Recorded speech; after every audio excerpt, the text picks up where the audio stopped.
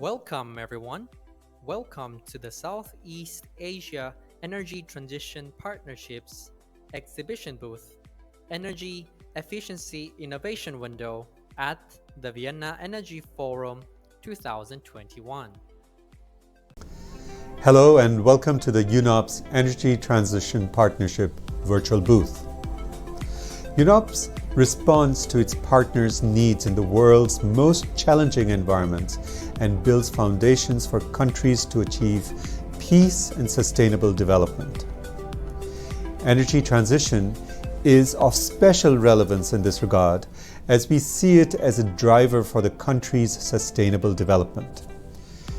To safeguard our planet and work against climate change, the energy needs to come from cleaner and more efficient energy sources.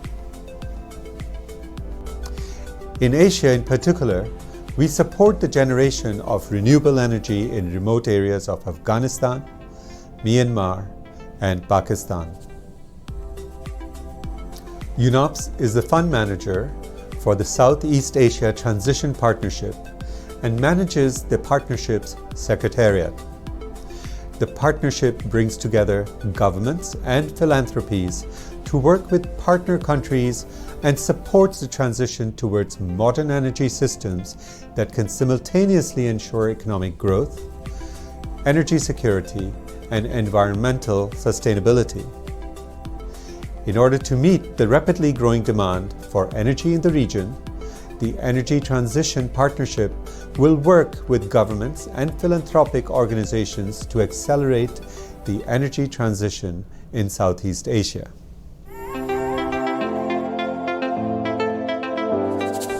We are grateful for the initiative of the Austrian government to set up the forum, as it is an important multi-stakeholder platform that brings like-minded partners together to discuss common challenges within the world of sustainable energy.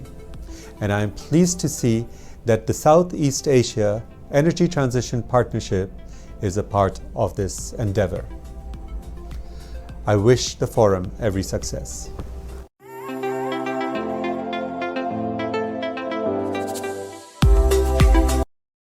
Southeast Asia has experienced tremendous economic growth over the past few decades, but this came at a very high cost of environment. In order to bring about sustainable energy transition, energy efficiency is one of the key to the success towards the low carbon growth path of Southeast Asia. If so, how has energy efficiency advanced in this region where it projects abundant energy transition opportunities? Let's find out. With regard to the energy transition in Southeast Asia and globally, all credible studies and plans point to the need for energy efficiency to play a prominent role in achieving both cost-effective emissions reductions and improving the utilization of investments into available energy system resources. The practical challenge that designers of programs and initiatives face, however, is that despite the fact that studies about energy efficiency's potential routinely show very high rates of return, the status quo remains that there's substantial underinvestment in cost-effective energy efficiency initiatives. This energy efficiency investment gap persists almost universally across all countries.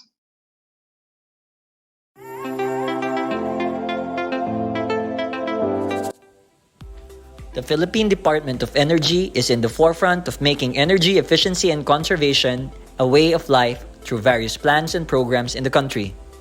With the core goals of ensuring energy security, environmental sustainability, and economic growth, the DOE continuously develops and implements policies that enhances the progress of energy efficiency and renewable energy. With the passage of the Energy Efficiency and Conservation Act, energy efficiency projects are becoming more accessible to the country's commercial, industrial, transport, and government sectors, with access and partnerships on project development and financing. With these developments, we foresee increased investments in the energy sector and wider adoption of new and emerging technologies and innovations. So what are the prevalent impediments challenging the implementation-ready energy efficiency projects in Southeast Asia? Let's find out. Number 1. There is a low awareness of energy efficiency. There are deficits in awareness and knowledge related to energy efficiency among many stakeholders, including owners of energy-consuming facilities in the industrial, commercial, and governmental sectors. This lack of awareness has been reinforced in many places by historically subsidized low electricity rates, which materially reduce the efficiency payoffs that may be realized by facility owners and result in unacceptably long paybacks and low internal rates of return on any such investments, including for upfront investments of capital. Number 2, there is a lack of technical capacity and project development skills, which often leads to a general lack of confidence among local facility owners and investors that the energy efficiency savings projected for future projects can be achieved and verified. Local engineers, vendors, consultants, and energy service companies of ESCOs often produce energy audits that identify opportunities that are not viewed as bankable by investors due to insufficient data or due to incorrect baselines and saving estimates. Most service providers are not qualified to prepare investment-grade audits and perform other critical development tasks required to attract finance. There are also clear gaps in the knowledge and experience of local energy auditors in the knowing how to help structure low-risk project loans and to prepare measurement and verification plans according to accepted international protocols. Number 3, the small scale of energy efficiency projects coupled with their complexity lead to perceptions of high risk. The global average investment for an energy efficiency project is very small, which is often less than $1 million. And such a project typically contains multiple energy savings measures, each of which can require a separate M&V protocol to measure the savings return on its investment. These small transactions and benefits, coupled with the perceived administrative complexities, make it challenging for a facility owner to want to commit to energy efficiency investments in their facilities. These transaction costs also lead to a perception among financial institutions that the potential market for loans to energy efficiency projects is small, high risk, and time-consuming to exploit, making them unwilling to invest in the internal capacity needed to understand or assess the risks and benefits of lending to such projects. Fourth, there is a lack of consistently enforced regulations that mandate implementation of cost-effective energy efficiency measures or create minimum energy performance standards for appliances or facilities, or to certify or accredit the capabilities of ESCOs or energy auditors to assess and verify energy savings measures, or remove existing regulatory barriers for governments to engage the private sector to implement and finance projects in state-run facilities. Lastly, there is no commercially attractive local financing offered by local financial institutions for project-based lending. This financing gap is not caused by a lack of available funds, but rather by a disconnect between the traditional lending practices of local financial institutions and the project-based financing needed by the facility owners, ESCOs, and other developers of energy efficiency projects. Local financial institutions often have a low level of familiarity and comfort with technologies generating the savings, and an unclear legal basis on which to contract and/or to take security over their investments. This leads to a reluctance to enter long-term contracts to finance and implement projects based on project revenue stream. Right now, let's hear from one of our experts, Tom Dreesen, on what he has to say on this. Yeah, major barriers in Southeast Asia all revolve around the lack of awareness and understanding of energy efficiencies and its technologies. In many countries like Indonesia, that's because of the low electric rates, and Vietnam the same, very low electric rates, making the paybacks very unattractive. And because of this awareness, the facility owners, who I call gatekeepers, really don't understand, are not comfortable with energy efficiency investments. In fact, they typically view them as infrastructure investments, big like chillers, boilers, pipes, and their general attitude is we're not going to fix those until they get broken. They don't understand and cannot relate those infrastructure investments to savings. They can't relate it to the revenue side. So the big gaps in the marketplace as a result of that is it's very difficult to motivate facility owners. Again, I call them the gatekeepers. If you cannot convince them to do energy efficiency, it's not going to happen. And so that's the big gap in the marketplace. And you can get great financing schemes and everything else, but at the end of the day, they're going to ask, do we have to repay this debt? Do we have to repay this loan if the savings aren't achieved? And the answer is typically yes. And therefore, they're going to resist that because they don't understand how the savings are going to be realized. And therein lies the need to do some interventions, which I believe the major one is to open up the governmental market in all the countries, make it to where the governments provide access to their government facilities, remove the barriers, procurement barriers, and others that we're working on, and that I've been working on in several countries, so that government entities can procure private sector-based energy efficiency services on a savings basis. Use the savings to repay the capex. That's a big gap and a big solution in the marketplace. As a consequence, for a wide range of reasons, despite at least 2 decades of programs aimed at spurring energy efficiency practices and investments across the region, many organizations in Southeast Asia have not even begun to seriously consider implementing energy efficiency projects in their facilities. This simple fact explains why energy efficiency opportunities are so abundant in the Southeast Asia market.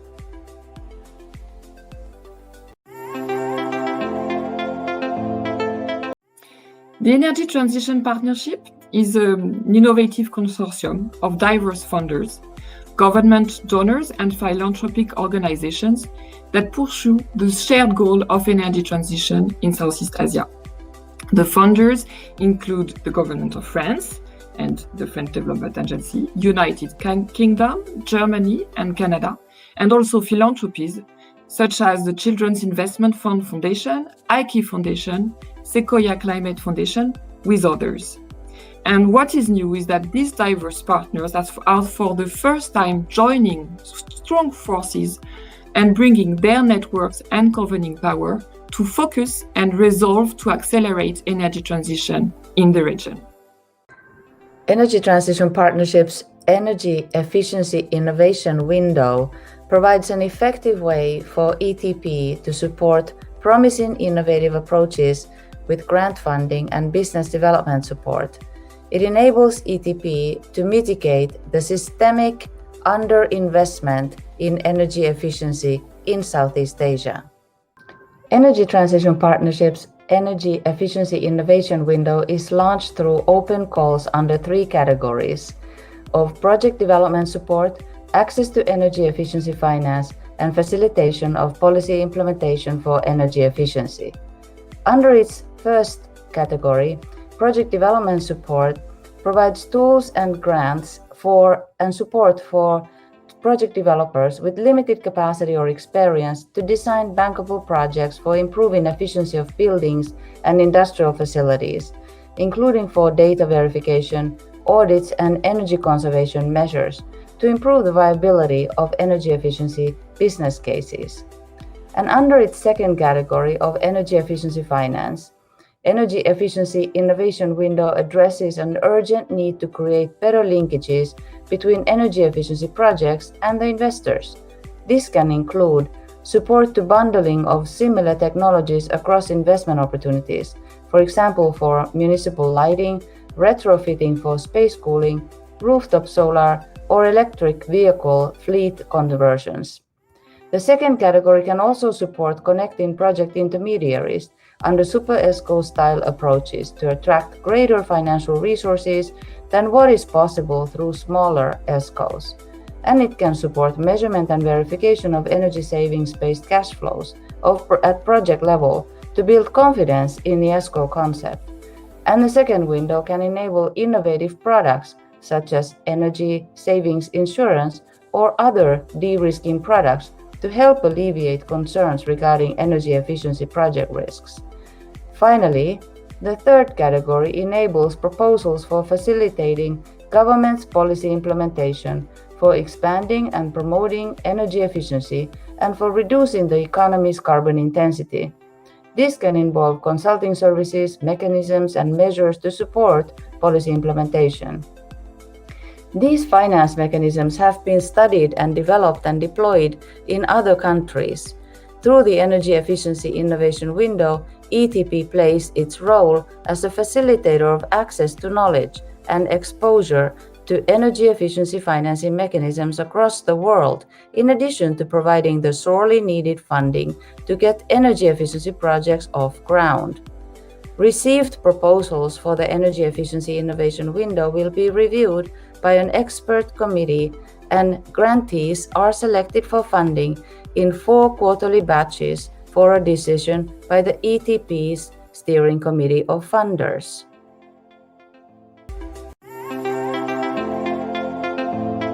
Efficiency Innovation Window will select projects for grant funding and will guide the implementation phase towards activities that create improved market conditions and bankability of energy efficiency projects. It will subsequently catalyze increased public investment and foreign direct investment in energy efficiency in the target countries. The scope of eligible technologies and innovations that may be applicable include any that address one or both of the categories that were mentioned above. To recap, Category 1 pertains to project development support, and Category 2 to access to energy efficiency finance. Those also directly address one or more of the barriers to energy efficiency investment. The application process will explicitly screen for these questions and accept applications on a rolling basis.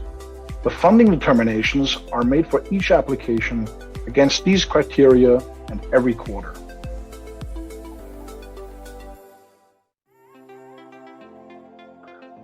Eligible technologies and approaches.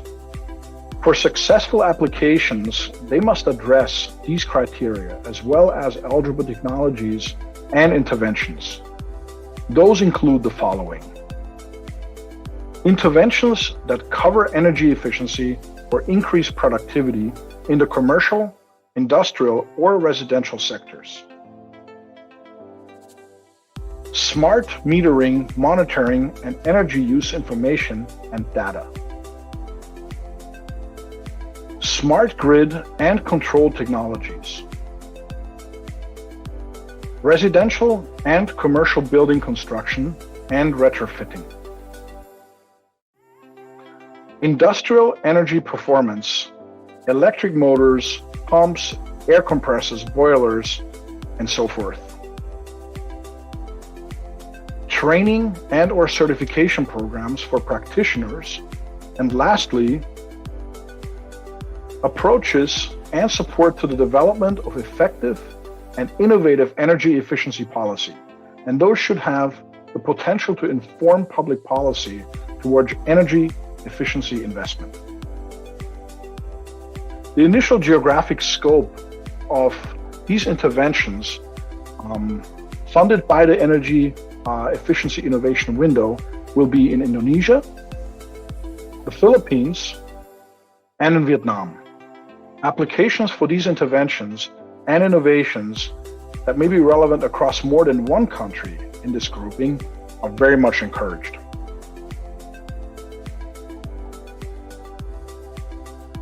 We very much look forward to your applications in the UN Global Marketplace, UNGM, and the website is ungm.org.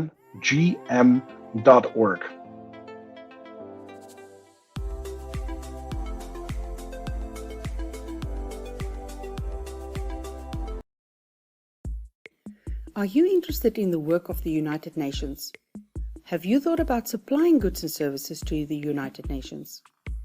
In this video, we will try to shed light on what it requires to do business with the UN. First of all, let's have a look at the United Nations system. Since it was created 70 years ago, the United Nations has grown considerably larger. The UN system includes specialized organizations, agencies, programs and funds, and also numerous subsidiary bodies. The UN is present globally. UN organizations come in all forms and sizes, and their mandates and activities vary considerably. In 2013, the UN system represented a global spend of over $16 billion. The UN procures a diversity of goods and services: pharmaceuticals and laboratory equipment, vehicles, construction equipment and engineering services, basic foods and core relief items, management and environmental services, fuel, freight services, to name but a few. Due to its mandate and its global presence, UN organizations procure from a multitude of countries. Where possible, goods and services are purchased locally or regionally. Companies interested in becoming a potential supplier of the UN should register on UNGM. Perhaps you are more familiar with its full name, the United Nations Global Marketplace. UNGM brings together the global supplier community and UN procurement staff. UNGM is an excellent platform to introduce your products and services to many UN organizations in many countries. Registration on UNGM is one of the first steps in doing business with the UN. More and more UN organizations require suppliers to be registered with UNGM to participate in tenders. Let's have a look at the UNGM advantages. From a supplier's point of view, most importantly, UNGM enables you to keep abreast of upcoming tender notices. Indeed, 40 organizations and partners publish different types of procurement notices on the UNGM website. Business opportunities are advertised publicly, and you can access them free of charge. You can find information on over 300 active business opportunities from around the globe with a multitude of UN organizations on any given day. The registration process on UNGM is user-friendly, intuitive, and also completely free of charge. Currently, UNGM is available in English, Spanish, and French. We foresee that the site will be available in more languages in future. UNGM also provides a knowledge center that contains valuable information and documents. Identifying relevant tenders is a time-consuming task, and deadlines are often short. Therefore, UNGM has created the Tender Alert Service to help suppliers find relevant tenders on time to prepare a solid response. This optional service costs $250 a year. Registration on UNGM is simple and can lead to a productive and mutually beneficial relationship. Please visit us at www.ungm.org, and if you need further assistance, please do not hesitate to contact us by email at registry@ungm.org.